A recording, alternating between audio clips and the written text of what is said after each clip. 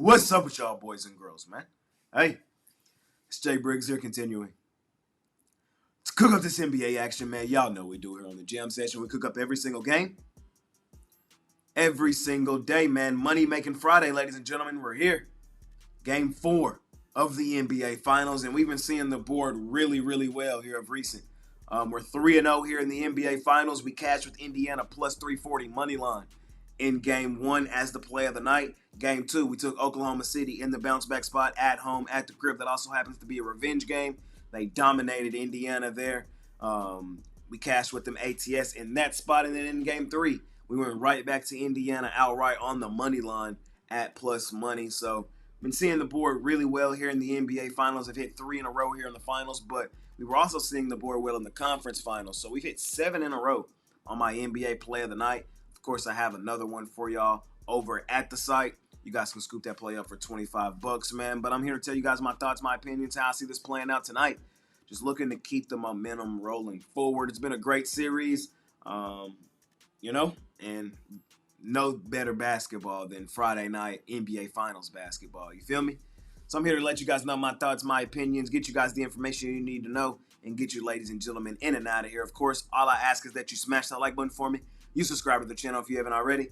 And as I always say, man, if you're rocking with me, rock with me. I'm active on Instagram and Twitter all day long. There's a link for both in the description below. And of course, I have premium plays over at the site, man. Let's do it.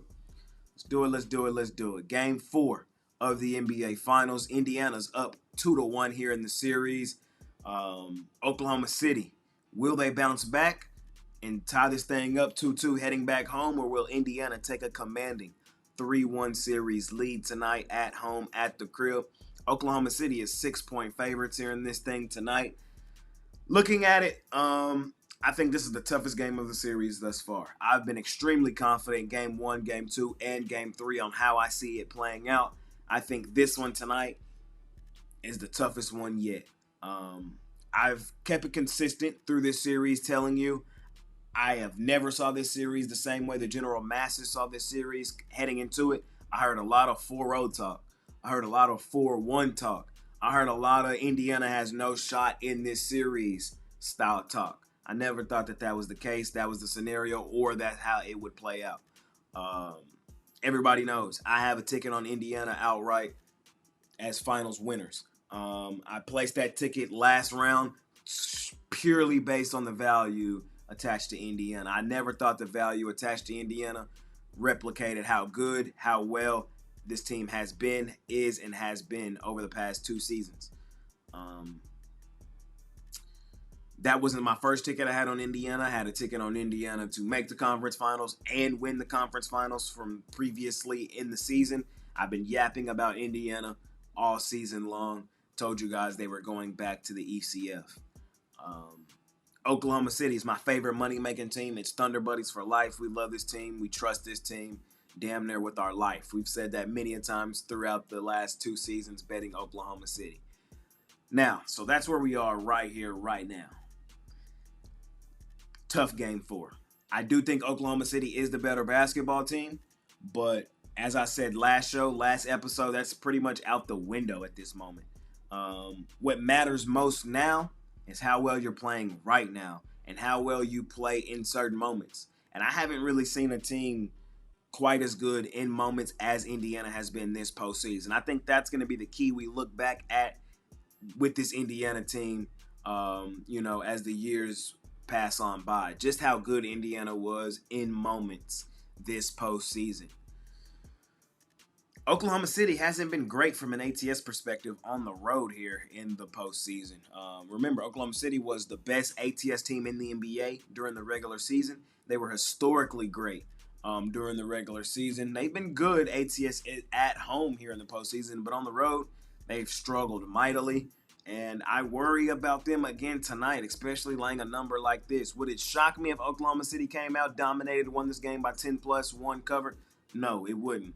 What do I trust them, though? I do not. As I have said many a times, Indiana's a different team, monster, and animal at home, at the crib, especially in the postseason. Going back, watching Game 3, I thought Indiana and the home court really is kind of what aided them over the top in game 3. You're giving me 6 points in my back pocket with Indiana tonight. I want to grab those 6 points. Even if Oklahoma City wins this game tonight, there's nothing to say. There's nothing that I've seen that justifies laying 6 with them in their current form. That's all I'm saying. Indiana is red hot, sky hot right now. And there's no way in hell I want to lay 6 points on them at home, at the crib. Oklahoma City is the better basketball team. But again, that's almost out the window in this moment. I trust Indiana in moments, especially at home, at the crib. I think +6 is where I want to be.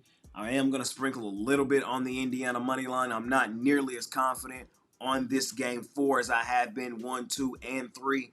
But I'm just here to let you guys know my thoughts, my opinions, and how I see it playing out.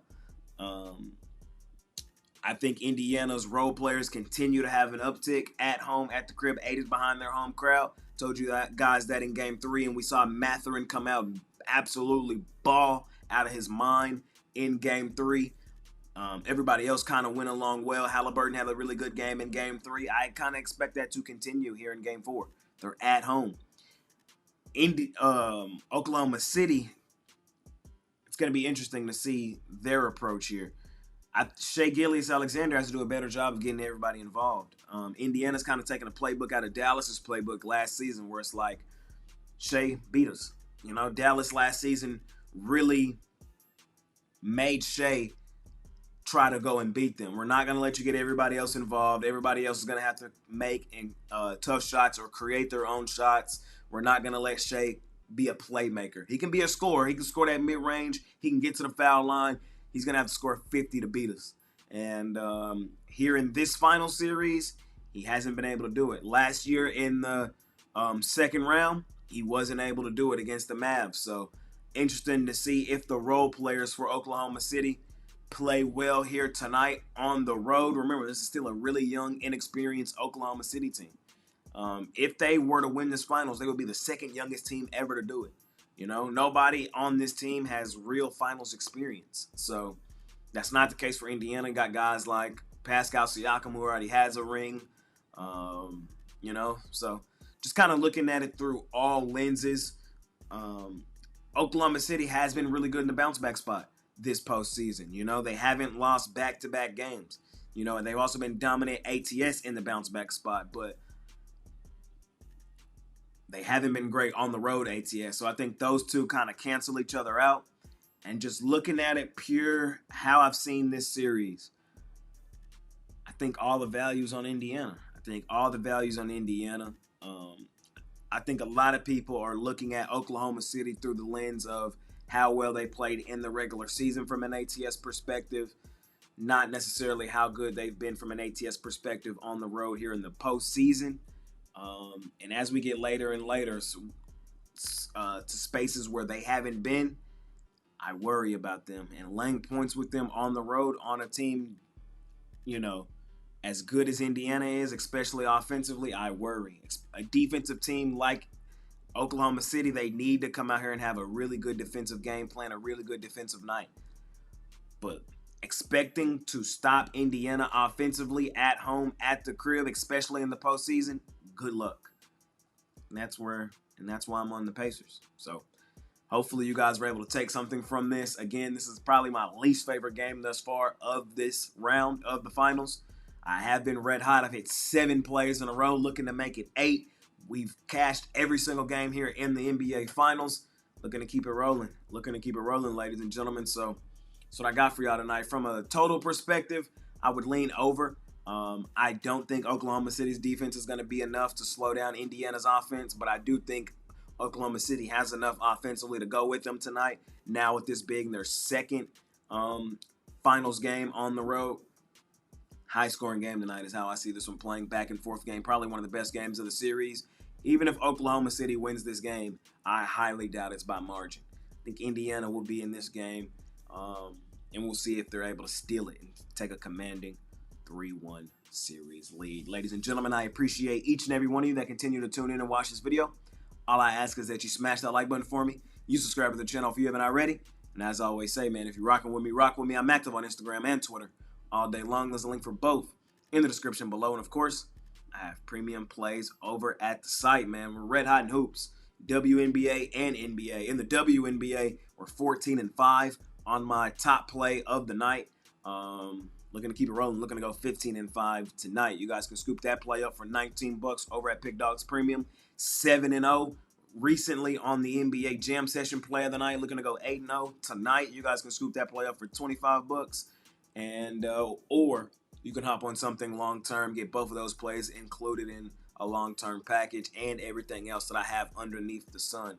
We got a lot of baseball, a lot of WNBA over the summer with the NBA and the NHL winding on down, but football will be here before we know it, and we'll blink and the NBA will be right back. So we'll be betting baseball, we'll be betting WNBA throughout the summer. I do cover the WNBA the exact same way I cover the NBA, so I'll put a link for it right here.